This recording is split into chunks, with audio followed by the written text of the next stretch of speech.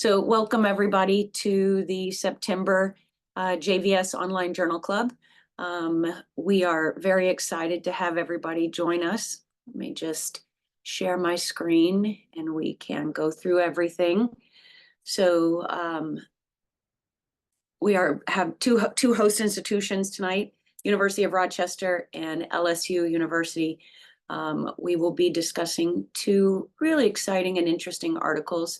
One is the characterization of cardiovascular serious adverse events after bypass or endovascular revascularization for limb-threatening ischemia in the BEST CLI trial. And then the second is the 5-year follow-up of a randomized clinical trial for preemptive IMA embolization during endovascular aneurysm repair.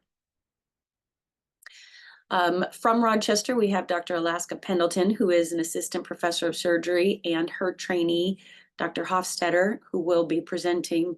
And then joining us from New Orleans, Dr. Mal Shahan and Dr. Sarah Love, who is is a first-year resident, will also be presenting.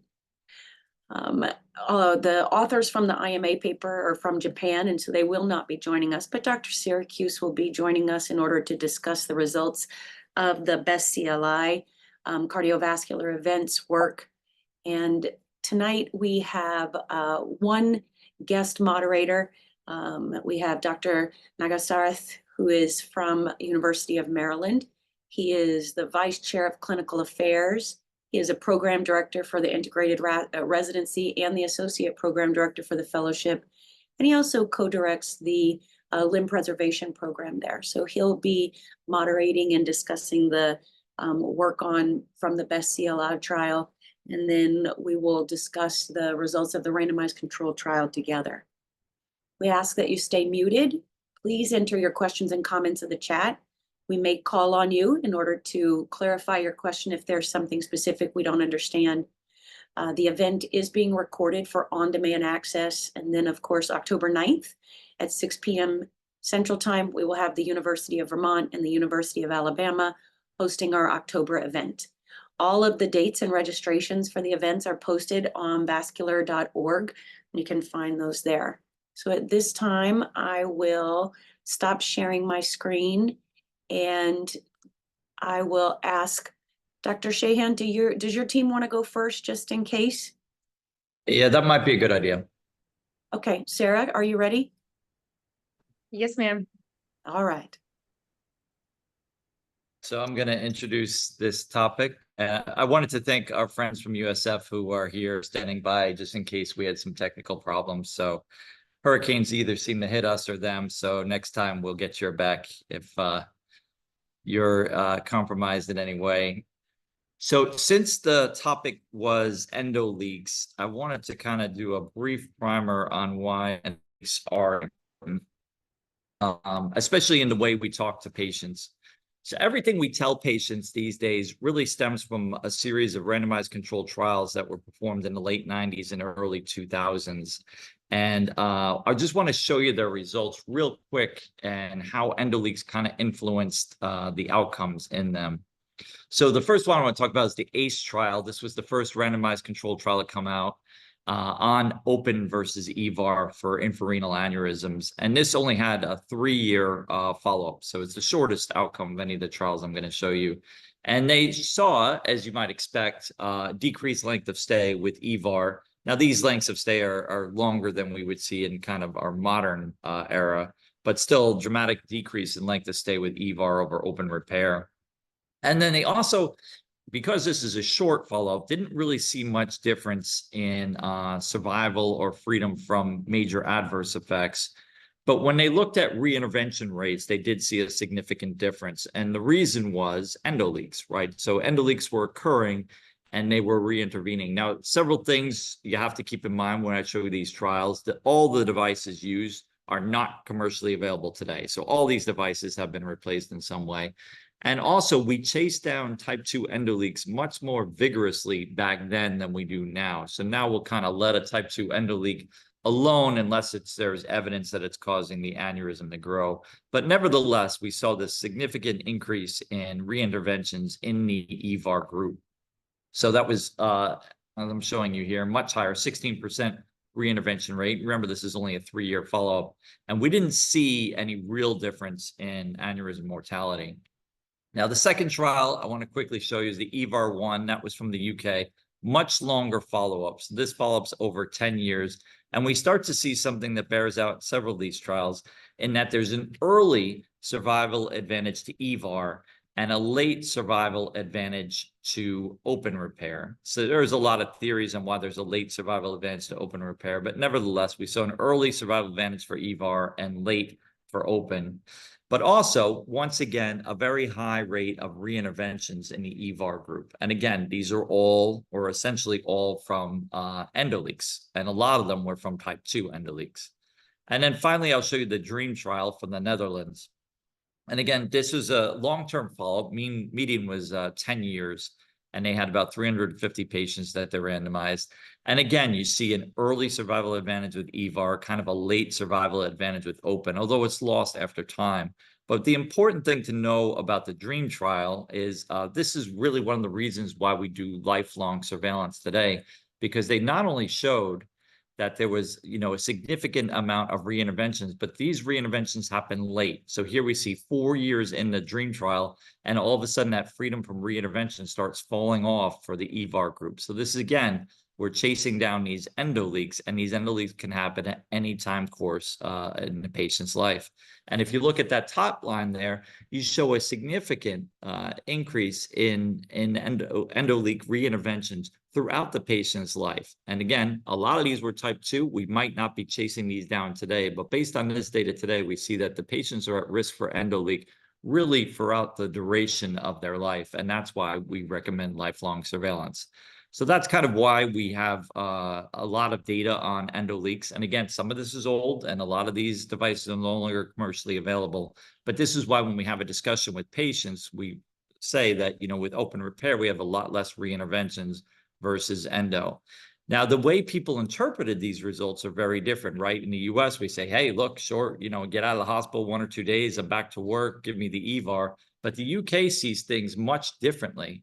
And they actually recommend, to this day, open repair for infrarenal aneurysms, non-ruptured, versus EVAR, because of that high rate of late reintervention and the cost, not only the inconvenience to the patient, but also the cost to the healthcare system that they incur. So again, not only do we, have disagreements on what types of procedures to perform, but we also disagree on, the importance of the outcomes and the importance of these type 2 endoleaks. And so that's why we picked this paper today, because it dealt with endoleaks, and we think it's a great topic. So Dr. Love is going to take over now as soon as I figure out how to stop sharing.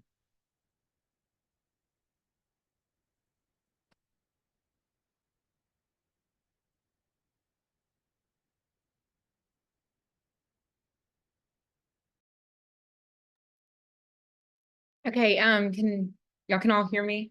Absolutely, looks great. Okay, hi, my name is Dr. Sarah Love. I am a PGY1 integrated vascular surgery resident at LSU. Thank you all so much for this opportunity, especially Dr. Shan for asking me to participate in this with you. But I'll be presenting the 5-year follow-up of randomized clinical trial for preemptive inferior mesenteric artery embolization during endovascular aneurysm repair. Article characteristics. This was an article published in the Journal of Vascular Surgery on May 2nd, 2024. It's from Yamagata University Graduate School of Medicine in Ube, Japan. And it's a single center prospective parallel group non-blinded randomized clinical trial. So the goal was to conduct the first prospective randomized clinical trial to examine if preemptive inferior mesenteric artery embolization during endovascular aortic aneurysm repair, or EVAR, reduces type 2 endoleak occurrence during the first 5 years post-operatively. So how did they do this? They identified patients with abdominal aortic aneurysms that were amenable for treatment with an EVAR between 2014 and 2018. Eligible patients for enrollment were those classified as high risk of having a type 2 endoleak on preoperative CT imaging, and this study defined high risk of type 2 endoleak as having a patent IMA with one or more of the following features: patent IMA greater or equal to 3 millimeters in diameter, lumbar arteries greater or equal to 2 millimeters in diameter, or an aortoiliac aneurysm. Eligible patients were then randomly assigned in a 1-to-1 ratio to two groups, either EVAR with or EVAR without IMA embolization. An IMA embolization was performed at the time of EVAR, and there was a standardized protocol for performing it. Following EVAR, patients were followed up at 3, 6, and 12 months, and then every 6 to 12 months for clinical and imaging surveillance. And the primary endpoint was investigating the occurrence of type 2 endoleak, which was defined as a type 2 endoleak occurring greater than 6 months after the procedure. And then they stratified type 2 endoleak into 4 categories based on the arterial source, was it IMA or non-IMA related, and then the number of involved arteries, so simple being 1, and then complex being more than that. And then the secondary endpoints investigated were aneurysm sac changes, which included sac diameter, freedom from sac enlargement, freedom from type 2 endoleak related sac enlargement, and cumulative incidence of sac shrinkage. And then they also looked at reintervention rates related to type 2 endoleaks.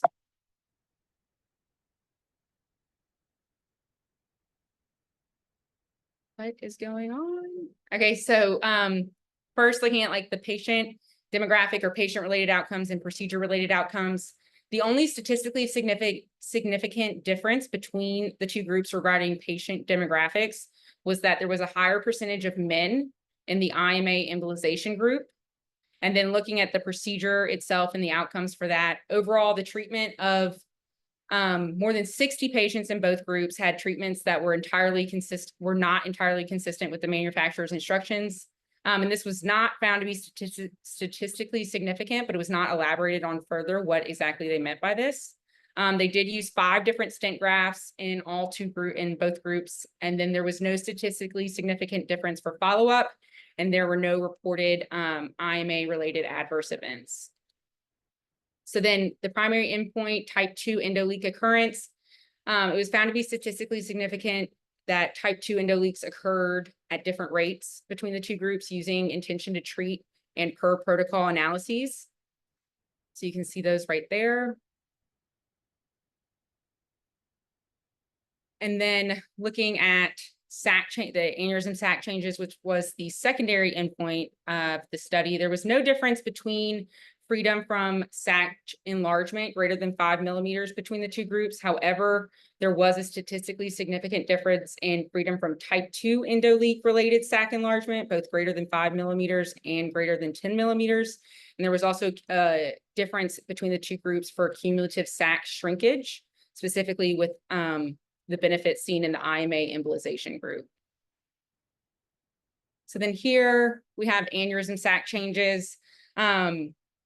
Interestingly, there was a statistically significant difference found between arterial source of type 2 endoleak and sac enlargement. So both complex and simple IMA-related type 2 endoleaks were more frequently involved in sac enlargement than non-IMA-related type 2 endoleaks. And this trend was still applied when further stratifying the results to include IMA complex and IMA simple. There were more IMA-related complex type than related with sac enlargement than the IMA simple types. And when looking at IMA embolization versus non-embolization groups, type 2 endoleaks were more often seen in the non-embolization group than in the embolization group. So then finally, reintervention. I thought this was interesting as well. Only 5 patients required reintervention in the embolization group, and 6 required reintervention in the non-embolization group. And of those 11 patients, only 1 was related to a type 2 endoleak, and that 1 patient suffered rupture and had to have repair for that. But otherwise, none of the reinterventions were related to type 2 endoleaks. And then an interesting part of this study was that back in the very beginning when they were selecting patients, those who did not qualify as high risk for type 2 endoleak were still followed, and they were put into a low risk group. And then they compared the data of the low risk group to the IMA embolization group and the non-embolization group. And what they found was there was no statistically significant difference between the low risk group and the IMA embolization group. However, there was a statistically significant difference between the low-risk group and the non-embolization group when looking at freedom from type 2 endoleak-related sac enlargement and cumulative incidence of sac shrinkage.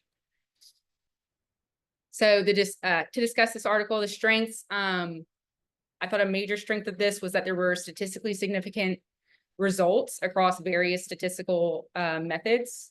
And then they had a relatively long follow-up period. This is the first trial to look at this and follow patients for 5 years. And then it is a randomized clinical control trial. Weaknesses, it was a relatively small sample size. It was only one center. And then the possibility of cohort bias with a larger percentage of men being in one group and the known negative predictive value that men have with aneurysms and sac changes. So conclusion, preemptive IMA embolization should be considered on a case-by-case basis using risk stratification for type 2 endoleaks. The study showed preemptive IMA embolization during EVAR reduces type 2 endoleak occurrence, sac enlargement related to type 2 endoleaks, and accelerates sac shrinkage. However, the effects of preemptive IMA embolization during EVAR on reintervention rates related to type 2 endoleaks still remains unclear. Thank you. That's great. Thank you, Dr. Love. That was a really nice presentation on a really interesting study that was conducted out in Japan. Are there any questions from the audience? I don't really see questions per se in the chat. If not, I have a question. In 2021, there were a couple papers published on off IFU EVAR. One was on rupture by Zarowski. I think that was in Annals of Vascular Surgery. The other one was by Barry, and that was on non-ruptured EVAR. In your discussion of this paper, and in the paper, it said that 60% of the subjects enrolled were off IFU for one reason or another. What do you think about this? How do you explain the findings based on the fact that these EVARs would not have been involved in the clinical trials for the EVARs and would not have been appropriate to do in some of these cases, possibly?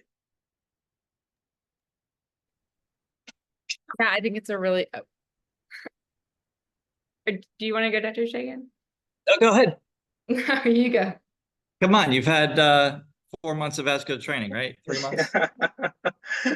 I should have Educate asked, them. do you understand what the IFUs are? Yeah, I mean, you made the point that I think is the critical point here, right? Is I'm showing, when I showed those old studies, I'm trying to make the point that that reintervention rate is super high, compared to what I think we find on IFU performed infrarenal aneurysms with modern devices, right? So modern devices, I don't know, unfortunately, we're probably never going to get a randomized controlled trial again. And so we're dealt with kind of registry data. We got BQI, we got CMS data, but we're never really going to get, these kind of randomized controlled trials again. But clearly, when you do it on IFU with modern devices, your reintervention rate, assuming you can tolerate some type 2 endoleaks without aneurysm sac enlargement, is going to be extraordinarily low, much lower than the 16% I'm showing with those, early 2000 things.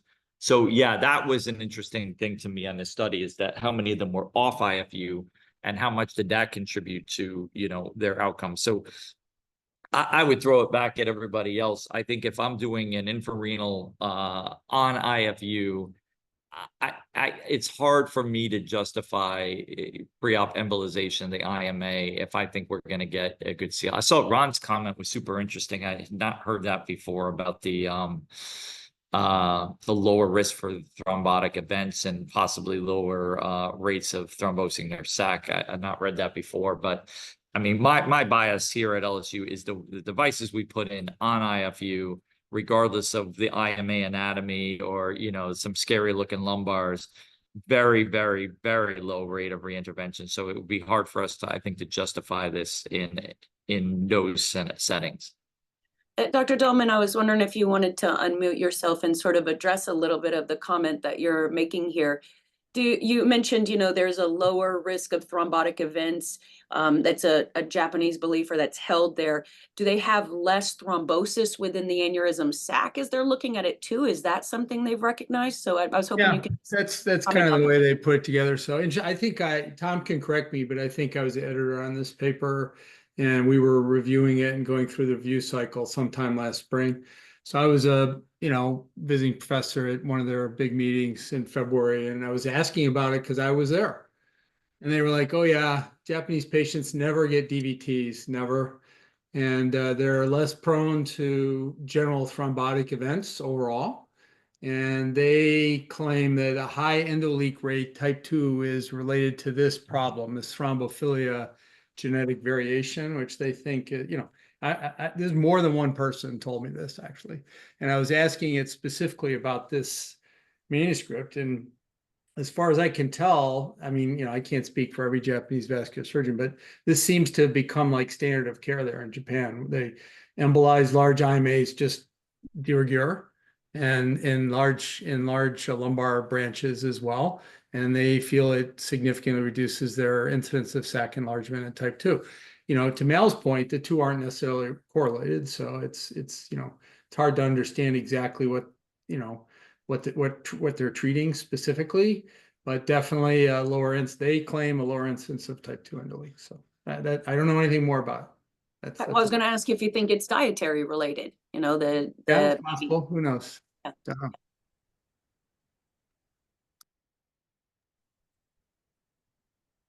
Other questions, other thoughts, Dr. Shahan? So you're not going to start embolizing everybody.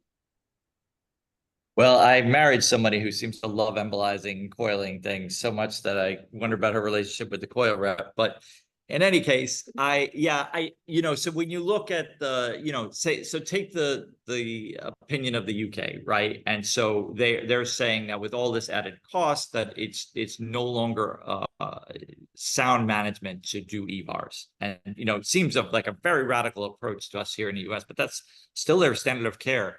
And so while we're not there yet with kind of cost management and things like that, actually Dr. Forbes is on, so I was wondering what his impression is from Canada about that. But I think the added cost of the coiling, the added procedure, the added radiation, of doing this, again on IFU, I just don't think it's warranted. And now again, if you're off IFU and you're worried about all kinds of things, that's a totally different subject matter. But I think a standard infrarenal on IFU, scary looking IMA, scary looking lumbar. It's just so rare for us to have to re-intervene on those that I just can't see it being valuable. I guess one question I have then, Dr. Shahan, in terms of cost, the cost of a single coil at the index operation in the IMA versus a reoperation, which may need 50 shape foams, multiple coils, onyx, reintervention after reintervention for type 2, chasing it. Maybe that's a study in itself. Maybe that's something we need to look at some point. Yeah, I think so. I think kind of like carotid trials, right, where the outcome is so low. Again, with the on IFU, if we do a lot of EVARs and the reintervention rate is just so low on ones where you performed it within the anatomic IFU that it would take a lot of cases to power that study, I think. But yeah, multi-center trial, and I think you're right. I mean, you do it at the index procedure, drop a coil in there, shouldn't add a lot of time. I don't know what these coils cost, to be perfectly honest with you, but I imagine they're not cheap based on how excited the reps are to come in when my wife has a case. Depends on which coil you use. You can use the fancy coils and you can use the less expensive coils. Which one does your wife use? Well, what do you think, Misty? She says she used the cheap one. Sorry, she's overheard this discussion. But I think we should ask Dr. Forbes if this is like a consideration in Canada about the reintervention rate. And yeah, no, I mean, I think our practice patterns here are much more aligned with the US than they say they are, other than, compared to UK and certainly Japan when it comes to IMA embolization. I mean, I'm just thinking back in my own career, and I can I usually only remember about half of what I did. So I remember one case of IMA embolization, so which probably means I did two. And it, it was a unique situation with a, a very large IMA, like a big honking thing that I, embolized at the time of the intervention. But it's not something that's widely adopted or practiced at all. So we tried this as part of our standard practice about 20 years ago, relatively early. For a period of many months, we tried embolizing everybody's IMA. I want to say 2002, 2004 timeframe, something like that. And, it didn't seem to make that, to Mel's point, it didn't seem to make that much of a difference, although, it did add to time and it added cost, and the incidence of secondary intervention in a relatively informal review didn't seem to make much difference. We basically stopped doing it. But I would say it wasn't, a structured, prospective, randomized, evaluation. It was more just a practice trend that Dr. Zarens was interested in. So that's why we did it. Well, thank you. I think that was a really great discussion. I think these are the things that you don't get just by reading the article in the JVS alone. And so having this kind of robust discussion is really helpful. And thank you to Dr. Shahan and Dr. Love for weathering the hurricane and being here with us. So at this point, we're going to turn it over to our next group. And Dr. Pendleton, do you want to get us started? Yeah.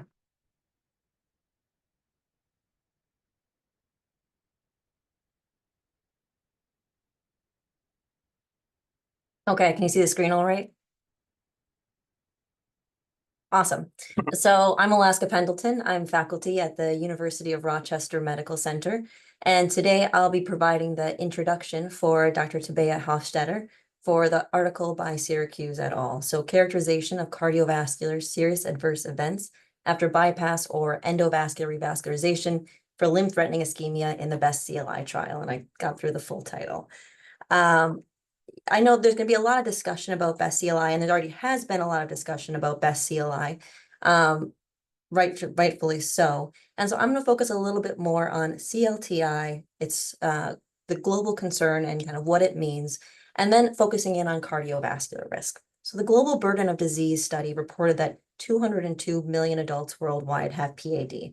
This is a higher prevalence than ischemic heart disease, which is around 154 million, heart failure, 64 million, Alzheimer's disease, dementia, and cancer, which is around 43 million individuals. The prevalence of PAD is expected to grow due to our population aging across the world and a growing prevalence of risk factors, in particular diabetes.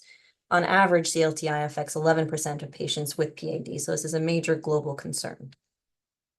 Chronic limb-threatening ischemia represents the end-stage form of peripheral arterial disease and is associated with very poor prognosis and high limb loss and mortality, as we're all aware.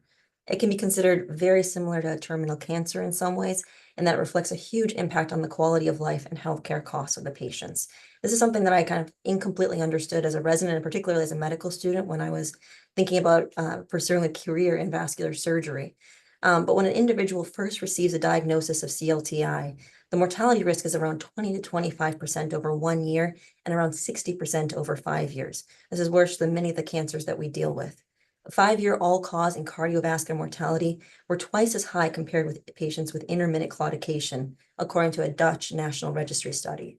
And if left untreated, the overall risk of limb loss in CLTI is an estimated approximately 20 to 25% at 1 year, reflecting a huge impact on quality of life and healthcare costs.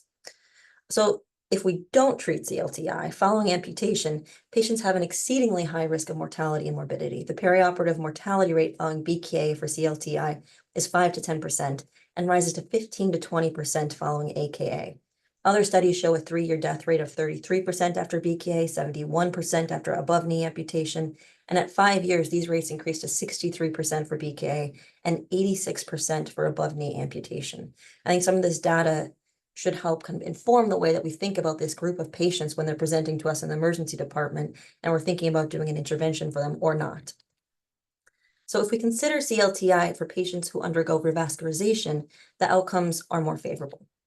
So a study comparing the outcomes of CLTI patients with and without revascularization showed that revascularization is associated with significantly better short and long-term outcomes in terms of limb amputation and overall mortality.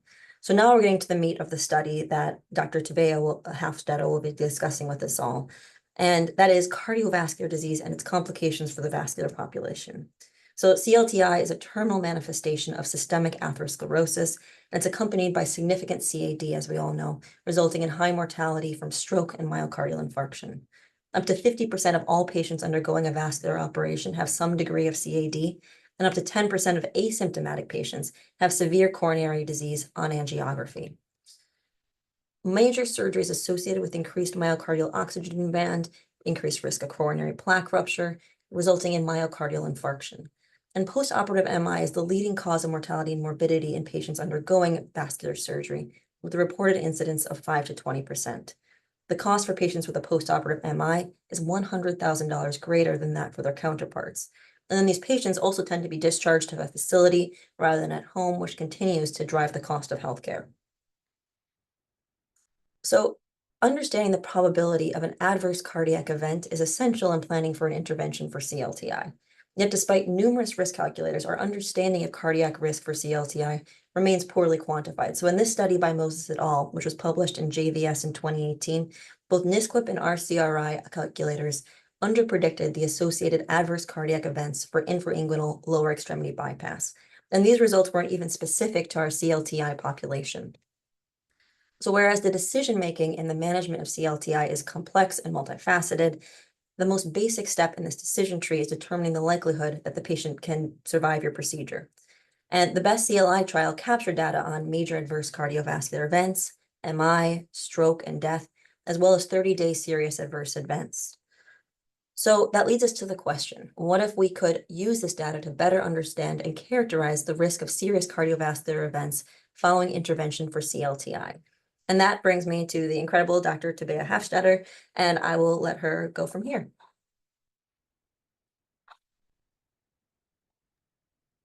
Okay. I will start screen share as soon as I can. All right, everyone can hear me okay and can see the slides here? Looks great. Yep, that's good. Excellent. So good evening. I am so excited to be part of the September JVS Journal Club. So thank you so much for allowing me to present today. And thank you to Dr. Pendleton for that wonderful introduction and for inviting me to do this with you. Again, my name is Tabea Hofstetter. I'm a PGY2 integrated vascular resident at the University of Rochester. It's my absolute pleasure to present the paper, Characterization of Cardiovascular Serious Adverse Events After Bypass or Endovascular Revascularization for Limb-Threatening Ischemia in the BEST CLI trial. This is an analysis conducted by Dr. Syracuse et al., and we are very fortunate to have Dr. Syracuse here with us for hopefully a lively discussion after this presentation. This paper is an extension of the BEST CLI trial, so to speak, and so I would like to start by very, very briefly reviewing the BEST CLI trial in the next two slides. So this landmark trial was a randomized prospective open-label superiority trial with international participants.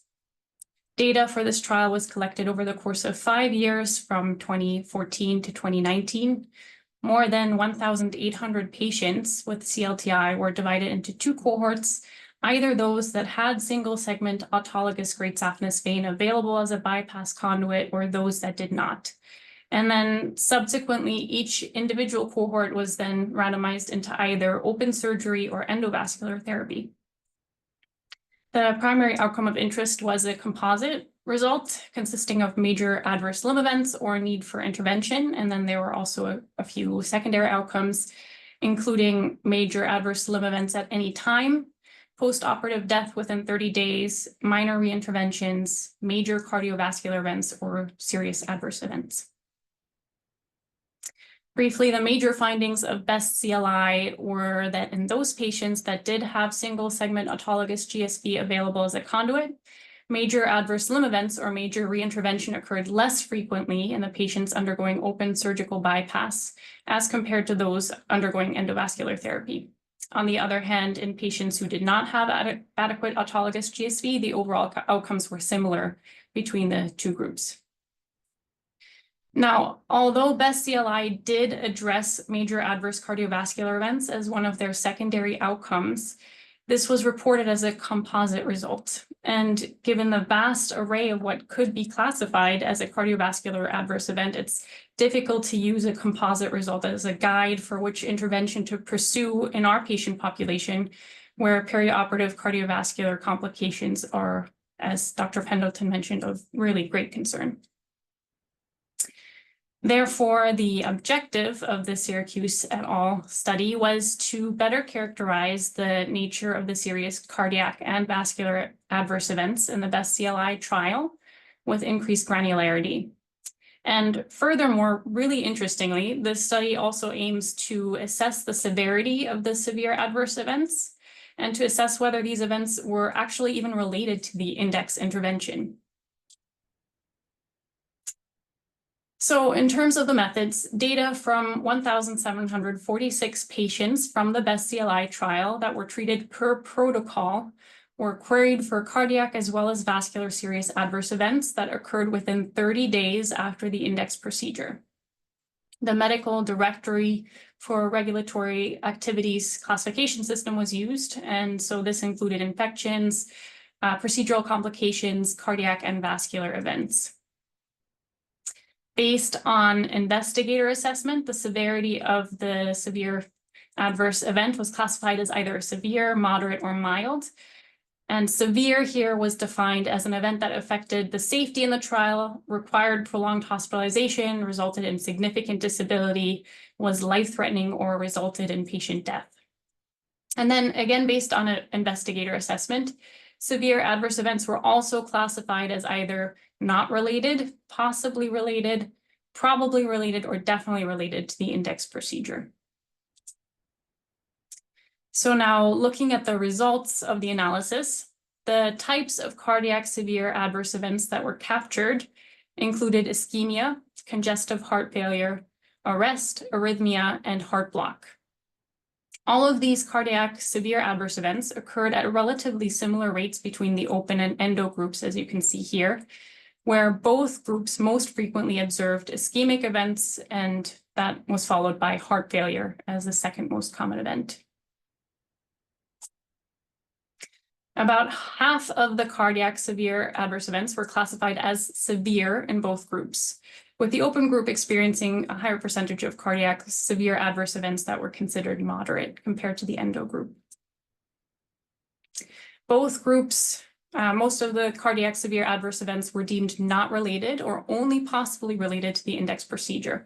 A minority of the adverse events were thought to be definitely related to the index procedure.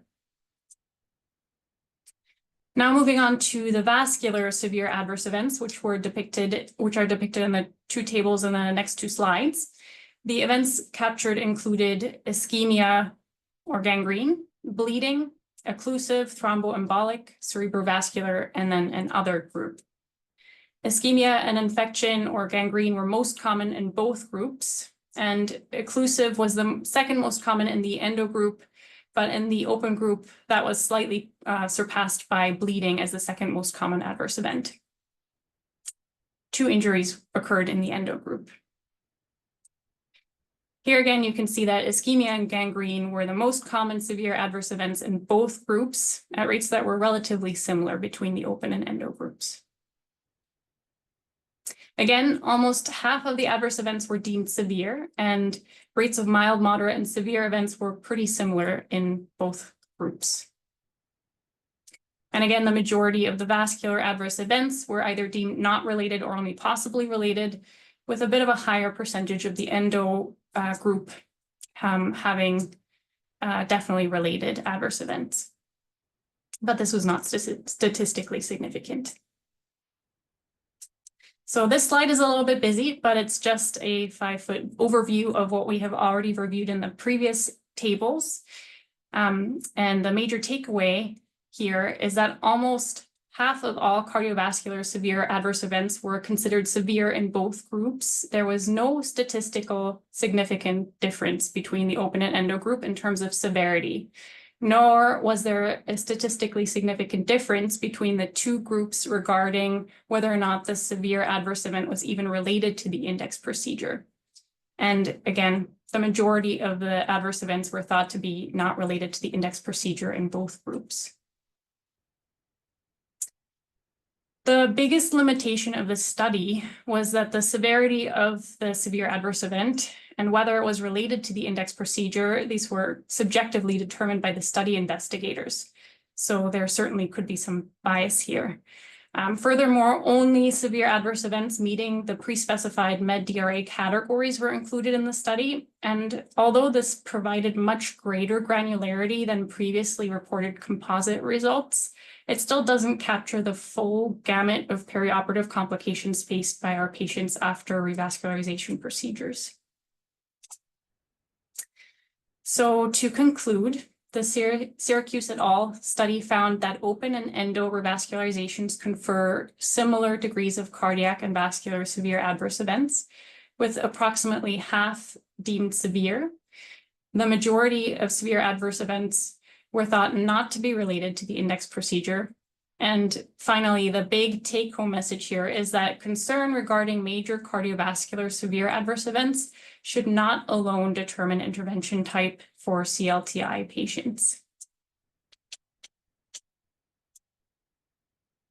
Thank you so much for your attention, and I would now like to open it up for discussion. It was really well Dr. presented. Hofstetter. Thank you. Yeah, Dr. Hofstetter, thanks a lot. That was excellent overview and summary of this paper for this landmark trial. Any questions from anybody? I haven't seen anything, but I have a question. Dr. Syracuse, your group published a paper on perioperative complications for the best CLI last year, right? Similar to this one. This seemed like it was more granular about cardiovascular complications.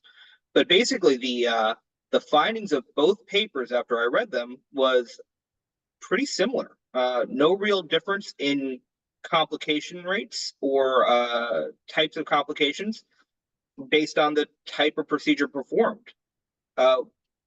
So is it safe to say that we can just do either endo or open depending on the operator's preference or skill set, and patients will have the same outcome because the outcome is based on their natural history for CLTI? Yeah, sure. Great question.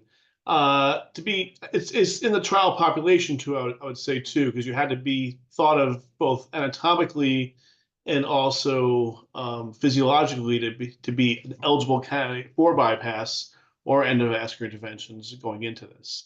So if you see a patient, you say, no, I'm going to bypass that patient because of whatever I'm concerned about, then that patient probably wouldn't have been enrolled in the best CLI trial. So it needs to be in that context. The major adverse cardiovascular event paper that you mentioned first was basically looking as treated MACE, because the New England Journal paper was intention to treat, and that was an as treated one. Those were independently adjudicated by external reviewers for MI and stroke.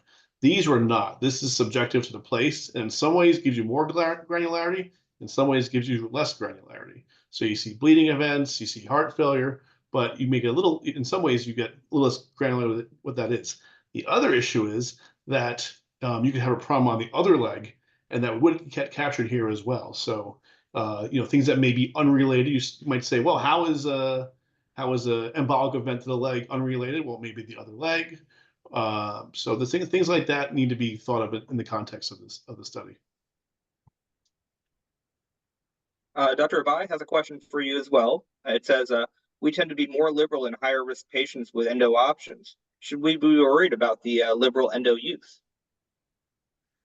Well, I mean, it's, again, we could only say people in this study would be you thought of being eligible for an open operation. So I would look at it in that context. But globally, I think the aggressive endo first for everybody, though, probably isn't the right solution.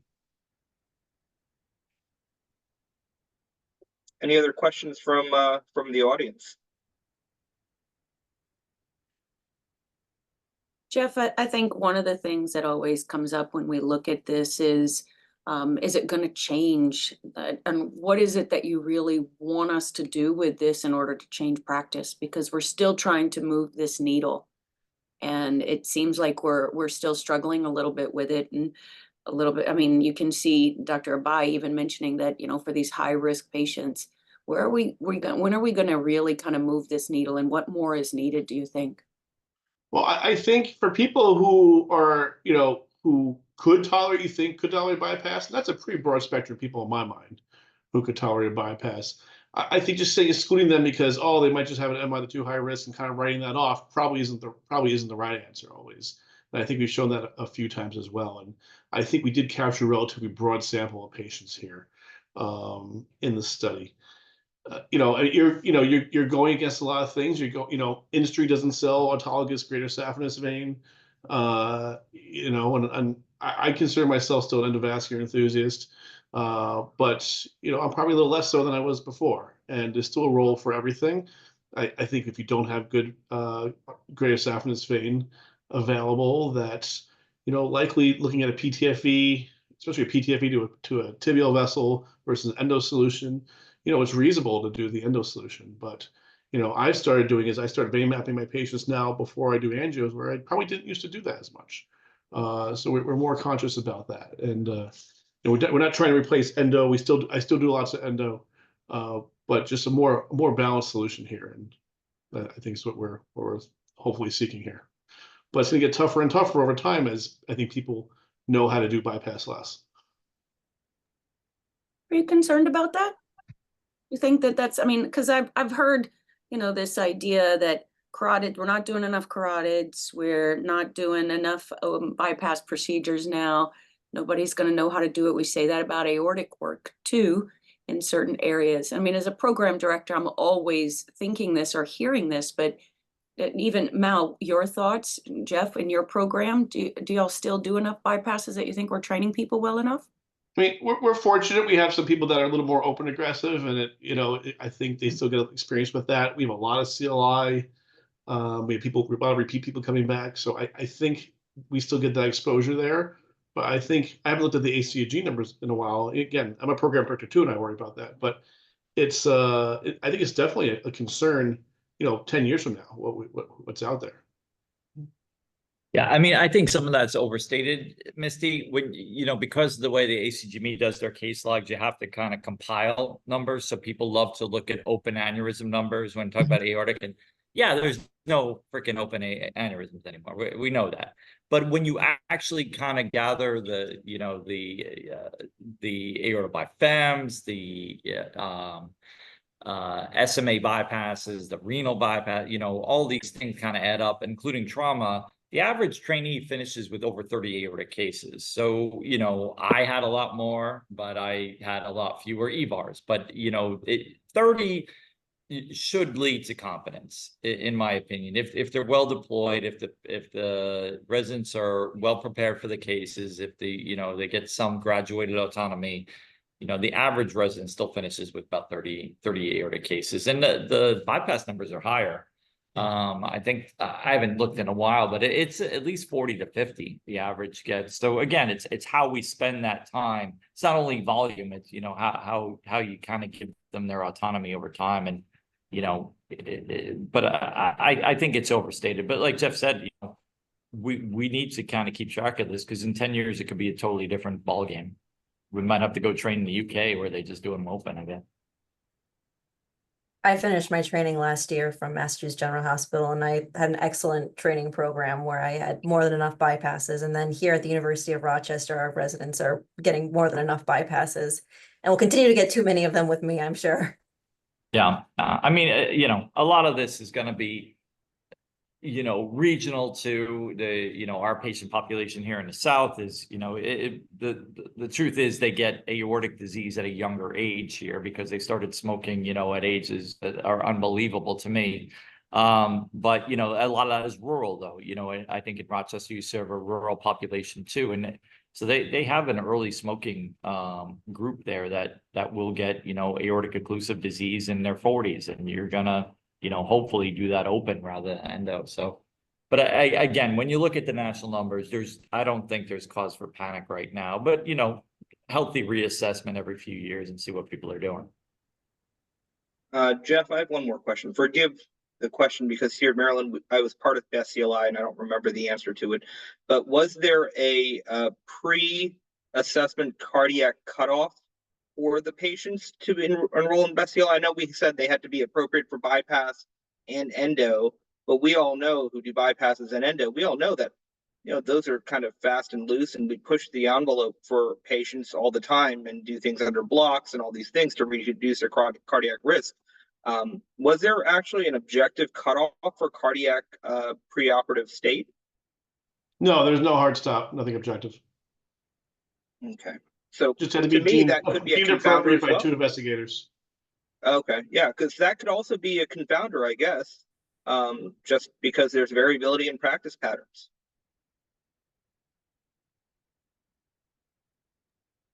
No, I absolutely agree. I think also just for experience of people doing the bypasses and who would anatomically, who would do a TASD endo versus just doing, and say that's no way and would do a bypass. We even had differences among my partners. We'd have like a third person sometimes as a tiebreaker of would you enroll this person? Mm-hmm. Yeah, I think that's a really good point, and I've sort of talked about this with various people on the West Coast as well. For instance, talking to Vince Rowe a little bit about how they vetted people for being in the study, and patients they would consider that absolutely they would just not even consider endo, even though other places might. So I think there's a lot of really kind of points here about little things, but I think it gives us it gives us the ability to really bring open back. And I know many people who were very big endo enthusiasts who have said, maybe I'm a little maybe I need to actually move things back over to that side. So. All right, well, we'll give everybody a few minutes back of their time. I want to thank everybody for being here for the September version of the JVS Online Journal Club. Thank you to our authors, Dr. Syracuse, for being here to address questions. And then, of course, to our moderator, Dr. Nagaseth, who did a great job with both papers. And to LSU for being here through the hurricane the whole time. And also to Dr. Pendleton and to Dr. Hofstetter for their presentations. So have a great night, and we'll see you in October.